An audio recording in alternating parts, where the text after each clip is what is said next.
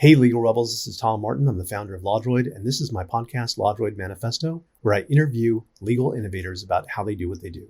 In this episode, I interview Roma Khan, CEO of Crush Contracts and inventor of Global NDA, who shares with us her life philosophy that you can't just say you don't like something, you have to do something about it, and how that's driven her fierce dedication to her work and to her community.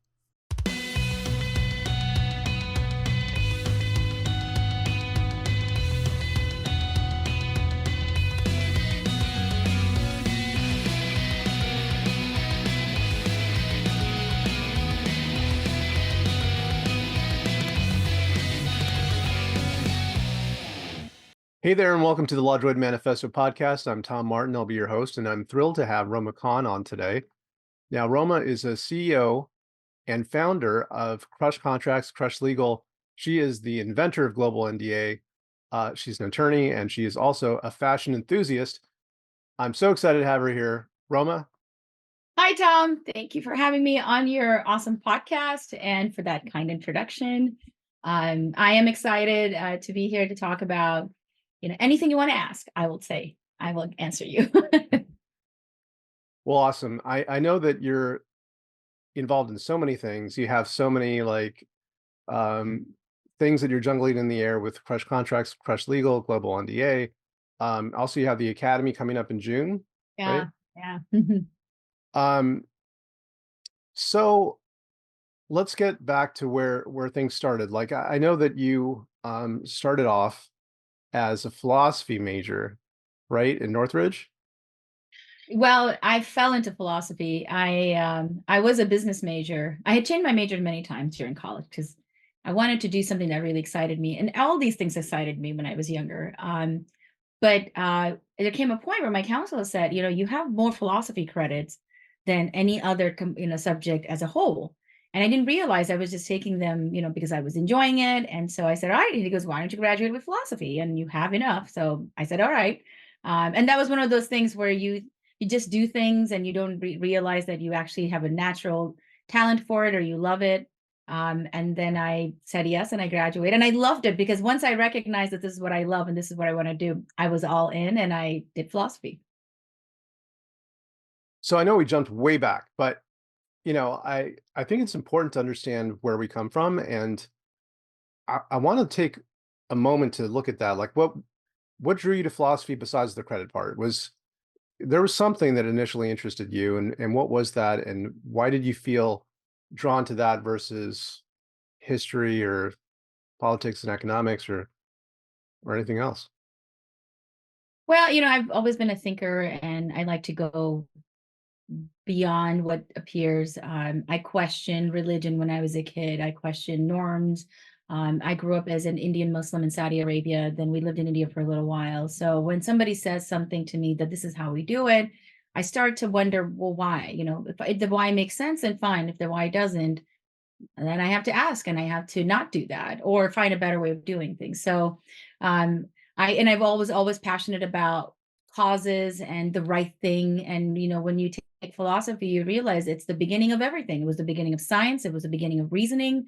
So I was naturally into that. Also, my grandfather was an unofficial philosopher. He was a professor. He had this group of friends who would come together and talk about philosophy. They grew up in colonial India. They talked quite a bit about, whether India should get the freedom or should not. So I absorbed a lot of that from him and the concept of you can think about something and talk about it in abstract and then be able to solve issues. I mean, it was great. It was just seemed like math, but with words. So I was drawn to it, and that's why I think I took those classes because it started to help me look at things beyond and also look at things logically, right? And made me understand you can't just make a statement or an argument. It has to have some logic in it.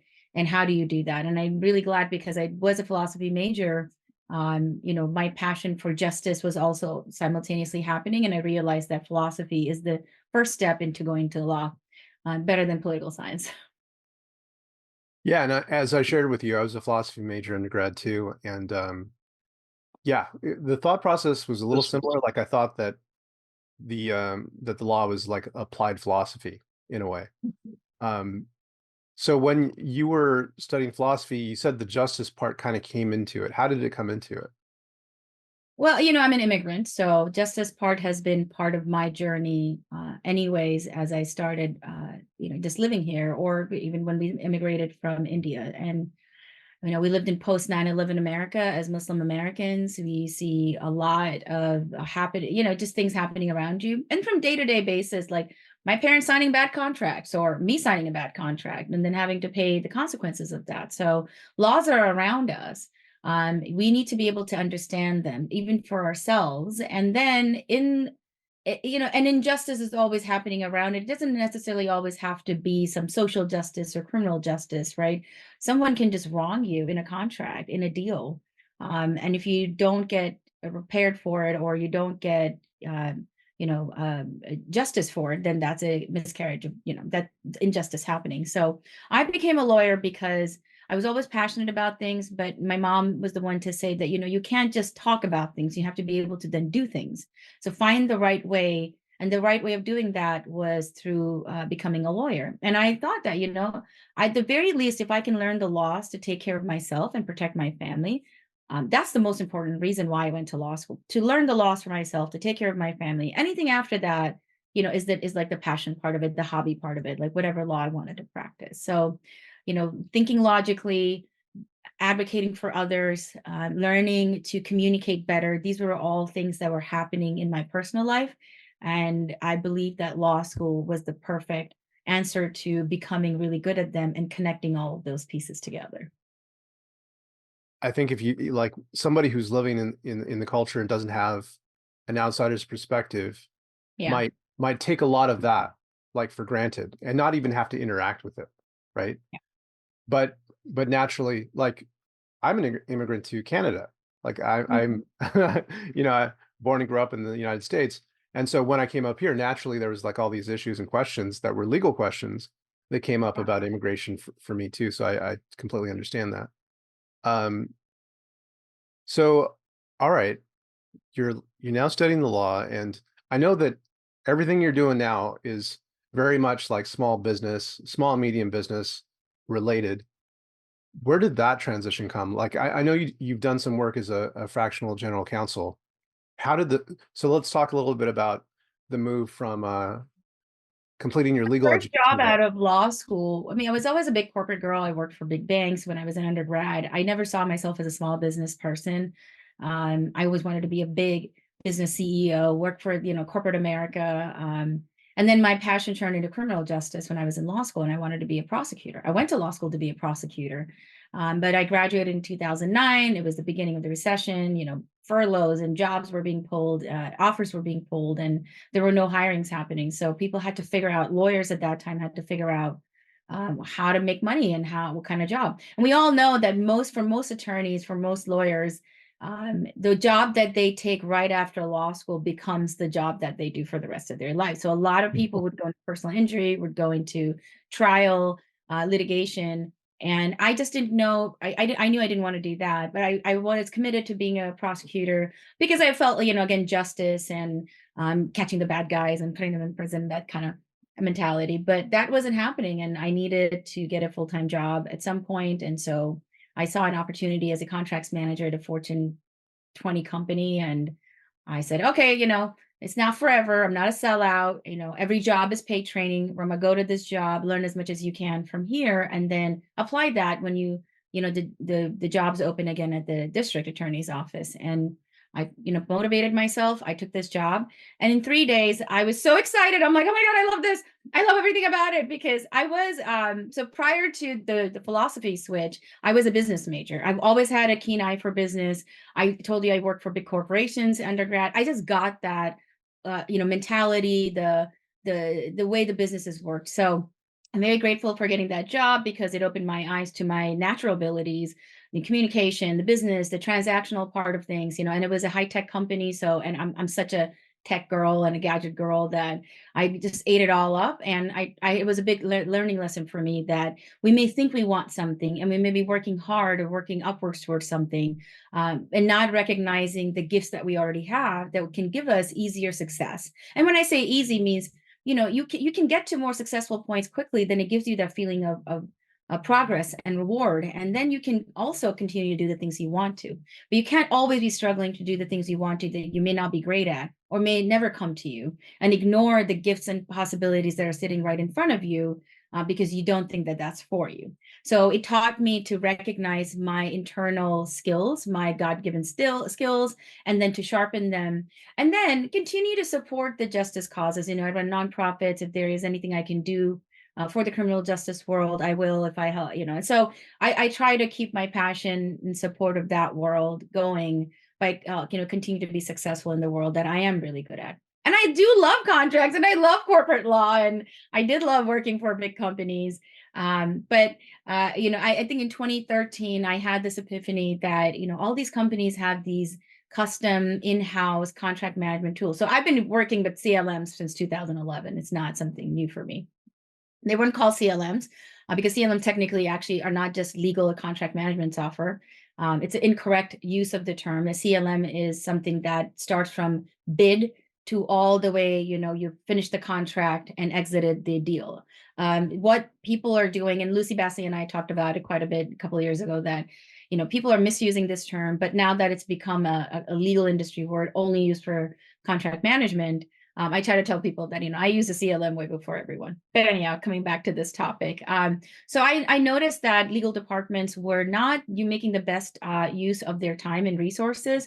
If they needed help, they would go out and work with a staffing agency. It would take a month and a half to interview people, bring them on, and only use them for 6 months and then let them go. Or if you needed to access a contract, this really wasn't a smart repository, or it was too customizable. I mean, anytime anybody moved or was on vacation, contracts weren't getting signed because the control and access wasn't that great. Because again, each company was kind of designing their own model. There weren't a lot of SaaS options, and there weren't a lot of standardized options. So I wanted to create one, and I went out to research. I was a fractional or flex support member for many Fortune 500 companies. I really enjoyed working there. It also gave me an idea, do I want to be a GC? Do I want to work for this industry or that industry? And I did a few years of research and realized in that time that a lot of tech startups, when you're a lawyer, everybody hits you up for legal advice. So I was getting a lot of referrals from like these tech startups in Chicago, which was just beginning to see its tech revolution. And I started helping them. And I had this moment that I think that SMBs and startups need this kind of support more than enterprise. Enterprise has the money. They'll spend money on the outside counsel. They'll spend money on big software, right? And there were some large enterprise software already there. So I started thinking about where the problem was, where the need was, and my passion grew for startups and SMBs and mid-market companies. Frankly, I enjoy working with them because they are easy to pivot. They don't have a lot of red tape. Those clients are just, I find them high energy, and they're always, doing so many different things. So then we pivoted, and I said, I think before I even launched the company, I said, I'm going to build a software for contracts management for SMBs. And how we're going to pay for it is by continuing the consulting work, because I also enjoy being a lawyer and I don't want to stop being a lawyer. We are completely self-funded in all the things that we do. And so Crush Contracts came about as a contract solution company. And under that, we launched Zoe, which is the contract management software for small businesses and, very small startups. And then Global NDA, which is the NDA solution of the future for everyone, which we appreciate so much for being recognized at the awards last year. And then it's our Crush Contracts consulting firm, contract review, technology implementation. And finally, this year, we're doing the Crush Contracts Academy, which is a fast-paced learning event and, a good place for everybody to come if they're not doing anything in the summer. Wow, that's a ton of stuff. And I understand now, like the focus on SMBs, and also, one thing I really admire about you is your drive, and your business sense, because the way that you attack all of these different problems and the energy with which you do it it's really impressive. Thank you. Thank you. One of the things that you said, I wanted to get a little further into, though. You said that when you were looking at your strengths, weaknesses that we all have, and you want to focus on the strengths because those are the ones that are easier in a sense to do more on, to make a bigger impact with. You had mentioned that sometimes it's possible to not know what that strength is, or to not know to Yeah. focus on it. Like, how did you make that distinction? How did you recognize the ones that were the strengths that you could make a much bigger impact with? You have to try, I mean, I saw an opportunity that wasn't in criminal justice, but it was an opportunity and it matched my skills. So I took it. And only by doing it within a couple of days, I realized, where my strengths were. So I think the older we get, the more self-aware we become, right? We know what we like, what we don't like, what we want to sacrifice our time for or not. But when you're younger, I think the best way to do is just try different things and see what you are just naturally good at, what makes you happy, and then you can pursue that. And it's risky, right? I mean, you can't keep trying or trying different jobs, but you can even take a job that may not be the thing that you wanted and find elements in that job that can make you excited and make you find your natural talent. So if you're, let's say, in a department that doesn't have a lot of excitement, in an industry that's not very sexy, but you are sitting there going, okay, what else can I do? Who else can I talk to? If I have to do a massive data migration project, then what of that can you start looking into? Do I like the AI piece of this? Do I like the actual data piece of this? So it's upon us to inquire further and see, with the things that we have available, what works for us and what we are excited about. And if, let's say, nothing excites you, then okay, start looking for another job at that point. Yeah, for sure. So let's talk a little bit more about crush contracts, crush legal, for people that aren't as familiar with those two different things. Like, how are they different? What do you what are you trying to accomplish with crush contracts versus crush legal? Yeah, that's a very good question. So, crush contracts, when we came about, we had this revolutionary idea of like no billable hours, remote on-demand services. It's not staffing, it's service. It's like the best of the outside counsel and staffing. And we wanted to sell this concept of block hours. So instead of committing yourself to staffing, you could just buy a block of hours and then utilize them, kind of like doing the old school calling cards. You have time left, then you can use it on demand. And at that time, people weren't really understanding the remote on demand piece, and it's fine. Some people did. And so we weren't really looking to build a law firm. We wanted to provide instant contract support to legal departments that already had GCs and were looking for that, quick and efficient support. So Crush Legal is interesting because that's actually, my law firm that I've had, Roma Khan Law, since 2013. It is, despite all the technology we have and all the solutions we provided, I have come to realize that people need people and people still need lawyers. And they reach out for legal help. And we, and because prior to the alternative business structure from Arizona and Utah, you couldn't have a non-lawyer owning a legal practice. And we wanted to make sure that Crush Contracts wasn't engaging in legal advice. And so we created Crush Legal. And anybody that doesn't have a lawyer or needs an outside counsel, we provide that service through Crush Legal. So law firm is separate from Crush Contracts. Primarily, our business is Crush Contracts. Most of our clients are in-house counsel and general counsel. But from time to time, we get companies and startups that don't have lawyers and need our help. And we have attorneys in a few states right now. We're growing. If anybody's interested in working with Crush Legal, we're happy to talk to them. But I also have learned that you need to focus, Roma. We can't have too many things happening at the same time. So that's why you don't hear too much about Crush Legal. If something falls into Crush Contracts that clearly feels like this is more legal advice, then we move it forward to Crush Legal. Otherwise, most of the work is, Crush Contracts. And I hear you about focus, because I have the same challenge myself. Yeah. I mean, Crush Um, Contracts is interesting, right? Because it provides like kind of like, hey, we need help. What help? Well, we need you to do this and do that. Then you can get in and do all that. When you're a law firm, right, it's a little bit different. You're there to provide legal counsel and advice, and there are other matters involved. They can't just come in and do your technology implementation, right? So right. that's why Crush Contracts is more tech focused, legal department focused, innovation focused, really truly about supporting legal departments and contracts departments become better and more efficient.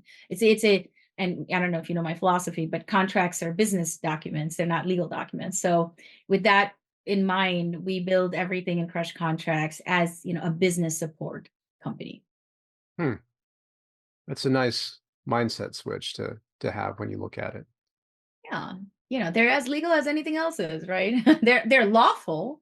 They have to be lawful to be enforceable, but they're a business document. They're a business deal on a document. So have to look at it from a business perspective, have to tackle it from a business perspective. And ultimately, the business is making these deals and they have to be responsible for it. We're there to support the business, as in-house counsel, as Crush Contracts, we're supporting the in-house counsel. But the business really has to own it and run it and manage that contract. So we provide business support to these companies. And I love the name Crush Contracts. It's like, yes, that's what I want to do. I want to crush We crush contracts, contracts. be, be done, go home, enjoy my life. Yeah. And also like the branding, the colors, you even have the colors going on there in your room with the little Yeah, the bird gray in and yellow, gray. Yeah, Contracts Charlie. the back. Contracts Charlie. Yeah, we were trying to find a name for him, and I said, "What about this?" And I said, "Contracts Charlie." And my stepdaughter said, "Yeah, like Charlie and the Contracts Factory." I was like,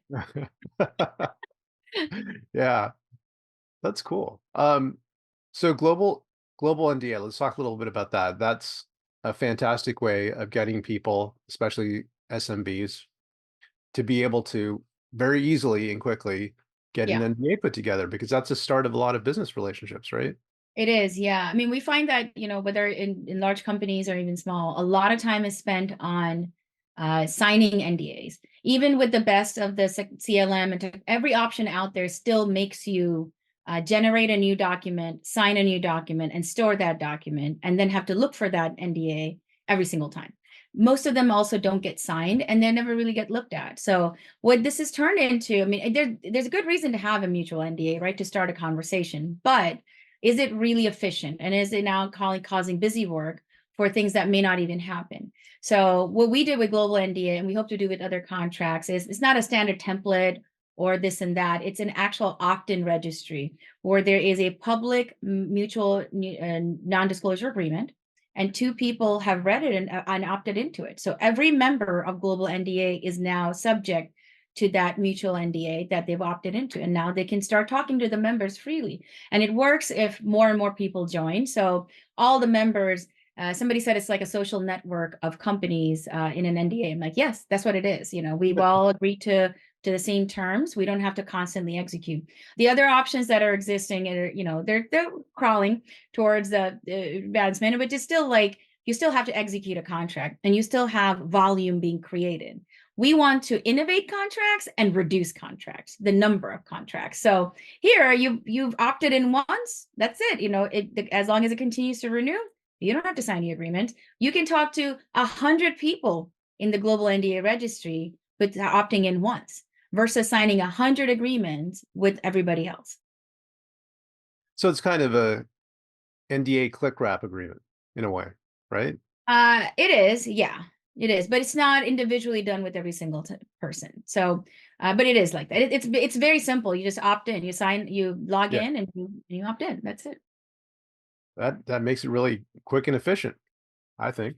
Yeah, I hope so. We filed a patent for it because this hasn't been done yet in terms of like contracts and agreements. So people thought about it through blockchain, but it's not the same as that. So hopefully we'll get the patent for it. And what I hope to do with this is start to simplify DPAs, SLAs, and even government contracts, right? Where if you're all agreeing to the same terms, the government never changes its terms when you're signing up with them, right? When have you ever redlined a government contract? And it still comes in a photocopy document from the 1980s, like typewritten. I've seen some of these contracts. So our hope is that we can take this to the next level and work with the government agencies. So if they have these master terms and conditions, then anybody doing business with the local government or the state government then just opts in. And that process is done. And all the government has to do is see the number of companies who've opted into these terms. Well, it makes a lot of sense to me, and I wish you the best of luck with that. Thank Also, you. yeah, you're welcome. Zoe, let's talk a little bit about Zoe. What? Oh, Zoe, my baby. Yeah. My first baby. What is it? What is it? What does it Oh, do? Zoe Like, is just a very simple contract management software for very small businesses. You know, if you're a startup, mom and pop shop, I believe that people should form good contracts habits from the beginning, because small businesses become big businesses. And oftentimes we've seen when companies are raising funds or getting acquired or just, start to explode, they have no system, no process of managing their contracts. They hire their first GC at that time. And this person is just looking at, like, create the burden of creating a whole new legal system. I'm sorry, a contracts management system. So we created, it's like QuickBooks for contracts. It's very easy to use. You can create, organize, and analyze contracts in it. I built a proprietary risk algorithm, so the software can see the terms and give you a risk score from both sides. So most people who will be using it are against startup. Maybe they need a master service agreement signed. They can upload it in Zoe and get a risk score from their end and the other party's end. What I found is a lot of times people think, oh, this is so one-sided, they're getting everything. But when you run it through Zoe, you find out actually it might not be as one-sided. They're actually giving up a few things too. We've also created a toggle system in it. So if you put in a term and you see, oh, this is really bad for me, but what if I change it from uncapped to cap? Then it starts to show that your risk is going down. So it gives you kind of these negotiating points as small business owner to say, hey, can we just change it to this, to that? So it's not a full-blown lawyer, it's a contracts expert system. We're connecting it to GPT-4 at the moment to do a few things, automate a few things. But the risk algorithm is still based on, my and other attorneys' experience, and we keep updating it. So the whole reason of Zoe is to empower the people, right? Like, we want people to be able to run successful businesses, understand what they're signing, not be afraid of big deals, so they can become big businesses and then move on. and it totally fits in with one of the themes of what you do, which is making the law accessible and humanizing contracts, right? What other ways have you done that? Oh, pro bono work is always good. Making law accessible is interesting, right? It just depends on the area of law. If it's about criminal justice, then connecting people to the right attorneys, connecting the right technology. Rasa is a great example. I'm, such a fan of Noella and what they're doing. And even though I'm not in that industry, but I've been telling people about this app. It's about second chances, getting your records expunged. That's one way of doing it. I also believe that even in the corporate world, we can continue to preserve justice and make law accessible. Believe it or not, corporate lawyers also need access to justice. Maybe they're representing their company in a situation where somebody's harming them, right? So providing the best support to them, providing the right technology to them. We provide legal services and contracts support services with the attitude, with the goal that if we do this and help them, then the lawyer has the time to then do other things and handle more important things. So that's another way of doing it, but mostly primarily, through our apps and technology. The Global NDA is a great example. I feel like a lot of people who don't have the time and the resources to hire lawyers or get a big CLM to manage their NDAs will just be able to opt in. I mean, think about the time and money they saved there. And then, Zoe is another one, and hopefully we'll continue to do it through Crush Legal and some pro bono work there as well. Well, definitely sounds like it. And then kind of like one thing to bring it all together is the academy. So if you could share a little bit more about what the motivation is there and what's going to happen during the academy. It's in June, right? In Chicago? Yeah, it's in June. It's on June 21st in Chicago. It's a day after Legal Geek. We are so grateful and happy that Deloitte has become is our venue sponsor, and they have graciously given us their space and also the full floor upstairs, which makes a big difference. So if nothing else, come to the event to experience the beautiful building and space that is Deloitte. So the event came together because we're always learning, and I mentor a lot of new general counsels or in-house counsels or people who are thinking of moving into transactional law. I've been doing this for over 10 years. We also see that there are a lot of events going on in the industry, but a lot of them do not provide the same ROI or value. People spend a lot of time and money going to these events, and if they're not understanding or learning something new, then they lose interest in this. And a lot of sponsors are out there putting a lot of heart and soul going to these events and maybe not getting the same ROI. So we've been observing, and we thought, well, let's create a different type of an event or a different standard for events where everybody gets some value, whether you're learning something, whether you're making connections, and overall, like, have some time to pay attention to each other and provide meaningful connections. And we talked about it last year. We talked about it earlier this year, and then we said, let's just do it. And we're so excited and so grateful that the plan, the new system, the experiment that we have in mind made sense to our sponsors. And grateful that Ironclad and Malbec and Spot Draft and Lexion have all signed up. And my pitch to them was that I see you guys working so hard, and you work you're all startups, you've all gotten some funding, and you have to meet those demands. Let me help you build an environment where the audience can come and learn about contract pain points, and then also see how your product can solve that problem. It's not a sales pitch, it's not a demo, it's not talking about topics that people are not interested in just to get a CLE credit. It's actual pain points solved by technology. So the theme of our event is technically speaking. And you can't talk about contracts without talking about technology. I'm a big CLM adoption advocate. I think all companies that are medium to large size should have a CLM or contract management software. So yeah, we're excited about it. The courses are very, very carefully curated. The speakers are amazing. Cliff Stein, who just retired from the Chicago Bears, is the keynote speaker. And he's also speaking in the crushing negotiation piece. He's wonderful. I mean, he comes with a wealth of knowledge. We also have a few more speakers, and I'll be announcing them. We have a panel on stakeholder relationships. This year's topic is between HR and people ops, and then the other contracts department. How can we improve that? How can we support each other, right? Legal operations and the role of IT and implementation is another panel, and Jonathan Johnson Swagle's on it, Cami Paulson from Deloitte, Lily Shura is on it, and Josh Lazar as well. So we picked speakers that have experience and real life connection. We aren't looking for big name sponsor companies or big name companies to come in. Really want the audience to feel connected and learn something there. So for any lawyers that are watching this or listening to this on the podcast, and they want to know, like, okay, it's another conference, I might learn something. What is something concrete that they might learn? They will learn something new, I guarantee it, than they already did, because we're focusing on the practicality of things. And we aren't just bringing speakers in to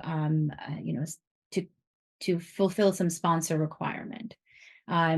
We believe, it's my personal belief that time is money. Time is very valuable. I hate having my time wasted, and I'm constantly trying to learn new things. And that eagerness and that hunger, I see that quite a bit in our contracts and legal industry, and even in the business industry. Everybody's looking for something that they can learn something from. So that thirst for knowledge, that excitement, that eagerness is what we are trying to quench at our event. And we hope that it's going to be, successful. It's also not a typical event where you have a bunch of panelists sitting and you ask a question and the mic goes back and forth. We created it to be a TED Talk style event where there's a general topic, and all these speakers will have 8 to 10 minutes to speak uninterruptedly about what they think is, the right way to do things, best practices, or how they've done certain things. I mean, and these people, all the speakers are very admirable, very experienced, and it would be great to just, sit and listen to them with focus and take some real life practical tips from them. There's also an opportunity to ask questions and also to connect with them afterwards. The other thing that we're doing is, this is about connections. If you're a mid-market company, or if you're a lawyer or a contracts person in a company that doesn't have a lot of coworkers, come meet new people, make new friends. If you are a business provider, hey, it's okay, make a deal, right? I mean, that's the whole thing, right? Come here, make connections, make deals, just be respectful of their sponsors, but bring everybody together. I want to unite our industry, the lawyers, the technology providers, the consultants. We should all come together, learn and share with each other. Then only we can tell the world to adopt what we're saying. If we're going to look like we're competing with each other and we're not giving a consistent message, then why would businesses then buy our services, buy our technology? Why would they think that one is, better than the other? I have this philosophy that somebody comes to me and says, oh, but I'm also talking to so-and-so. I say, great, then talk to them, because we're both great.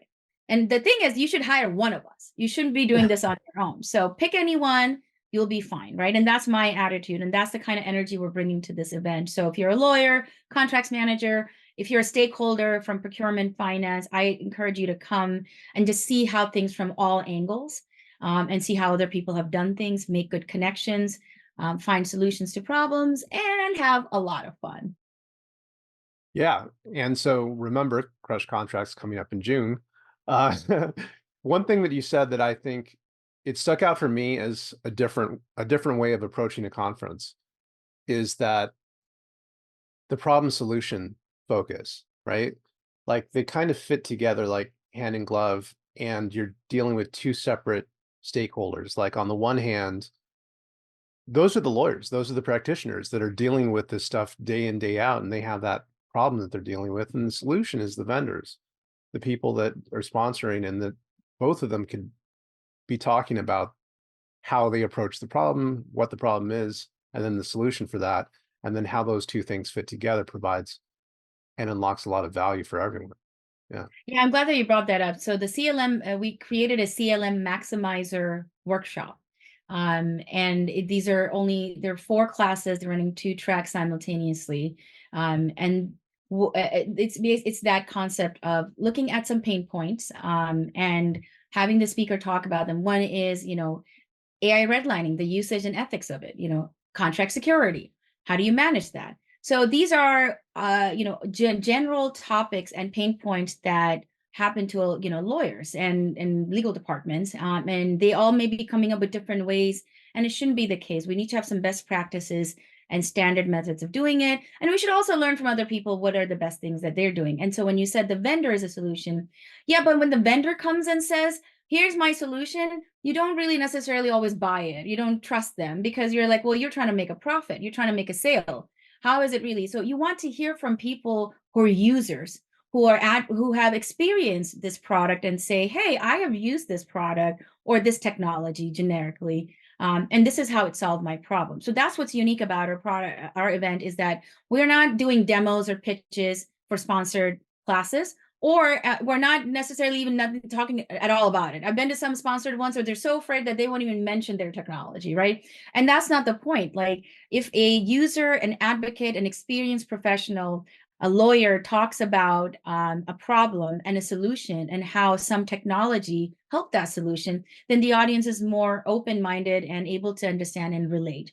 The technology name just happens to be the CLM vendor and the sponsor, but it doesn't matter, because and as much as my CLM friends, vendors want to believe that they have a unique product, they all have the same thing. It just does things a little bit differently. It looks a little bit different, but it pretty much all of them do the same thing. They solve the same contract problems. They're all trying to work towards the same goals. So, it's important that, the problem for the lawyer and the solution from the vendor have a conduit, and the CLM maximizer classes have that conduit. And it's not all business all the time, right, Roma? I mean, I see you having a lot of fun. You have, We you know, try to you, have fun in everything we do, even with work. Work is fun. yeah, I mean, like I shared with you earlier, I saw a post that you shared about San Francisco, and you're putting all this together in Chicago for June. I mean, and you also like have a lot going on, I'm sure, with everything else in your life. One thing I ask a lot of the people I talk to, but it's really helpful to find out for each individual, like, how do you do it? Like, how how do I see you Oh posting this gosh. stuff 24/7 and you still, get everything done? I don't get everything done. I work till midnight. I wake up early. It is hard, and it has to get done. I think I'm one of those unique people that, just has a natural source of energy, but it's not good. I need to rest. I need to take breaks. I remind myself of that, because it's not going to be worth it if I'm causing damage to my body, a few years down the road. But I do it because I have a really great team. I have really good colleagues that are helping me with each project. You saw Sarah, she's my COO, she's my right hand. We are able to share work. We are able to delegate to each other. Crush Contracts Academy is being organized by myself, Sarah and Jonathan Johnson Swagels. And, so we do work together, and I rely on my support system. I rely on my team members. And when people offer help, I take it now. I don't try to say, oh, I got this. I say, yeah, actually, I do need help. The other day, my boyfriend's mom offered to take our stepdaughter to gymnastics. And in the past, I'd be like, no, no, no, I got it. And I said, you know what, that would be great, because I have an event coming up and I have a lot of emails to send. So I would advise that if anybody is in this position of, like, because, when you're scaling, you just have to do everything and you can't sacrifice anything. Take help, receive help. I ask for help and find a good team to work with, people you can trust. And you don't need to have like one person doing full-time work. You can have a few people helping you on a part-time basis. Two, I would say drink a lot of coffee, but or Red Bull in my case, my yellow Red Bull, which is, again, moderation. I know I have to. I'll chill out once the event is over. I'll get my sleep then. Well, I'm equally guilty of that. I at least have 4 cups of coffee a day, which is probably not the best. I say, you know what? As long as you're drinking water. So I have done this. My boyfriend got me this for my birthday. Oh, neat. So this does mitigate the amount of caffeine I take in, and Dilutes I the found caffeine. that. Well, actually, I found that if you actually drink 2 cups of water with the cup of coffee you're having, you actually remain active and energetic longer. The more coffee you drink, the more it dehydrates you. So then you have a different kind of exhaustion. So if you are drinking 4 cups of coffee, make sure you're drinking 8 cups of water just for that coffee, plus your other water. All right, duly noted. When I was doing research on you to prepare for the podcast, I saw that you're also involved in other things, right? Besides the law, besides the academy and all the planning and stuff, you do some advocacy work.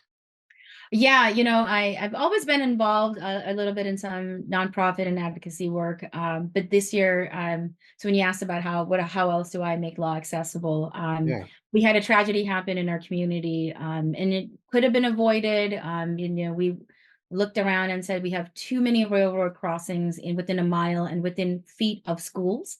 And I have always been uncomfortable about it since I moved to this area. It's an affluent area too. It's not a small neighborhood. It's Barrington, Illinois. But the village just didn't prioritize railroad safety. They did other good things, but not this kind of pedestrian safety. And when the tragedy happened, we were extremely distraught, the whole community. We thought about our kids. And I kept saying, why aren't there railroad crossing guards, at least at school times, right across the school? When Wow. it's, Yeah. I mean, it gives me goosebumps to think that we didn't have this. And so I put together a Facebook group, and I put it out there that I'm going to start volunteering, and whoever wants to join me. And within a couple of days, about 400 people joined that group. These are all parents. We started the Barrington Student Safety Organization. I was able to get enough support from the community, who were also, in agreement. They started volunteering, and we're talking the bitter cold of like late January, early February in Chicago in like 20-degree weather. We're showing up every day, and the police department saw what we were doing, and they started, showing up with us, and we kept pushing and, demanding the village, going after it. And we finally were able to get an approval to add more crossing guards and also increase the pay for the current traffic guards, because there was such a disparity in pay that we didn't even have enough traffic crossing guards. So this community was lacking in safety for children, while it was thinking more about cultural events and this and that. But what matters is our children's safety. So I prioritized that. It did impact my ability to sleep for a little bit, but we're so happy to say that about a couple of weeks ago, the village came around and approved the initiative. So we asked them to. They were able to hire more people. And this is where, I will say what you want, people, about lawyers, but if I wasn't an attorney, this wouldn't have happened, because I knew the laws, the way to go about this, also knowing where the village may have been negligent, just to give them a hint that if they don't do this, what can happen. They knew that me being a lawyer on the other side, that I meant business. They knew the kind of work I did. So it mattered quite a bit that I was a lawyer, and I made law accessible to the community of Barrington.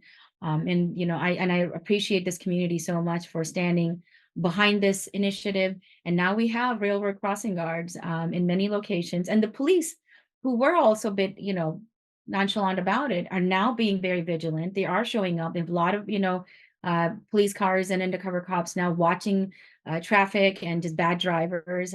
So our community is definitely a lot safer from that work. So yeah, I get involved in other things. I want to advocate for the right things. And I also have to say that the LinkedIn community has been very supportive of this.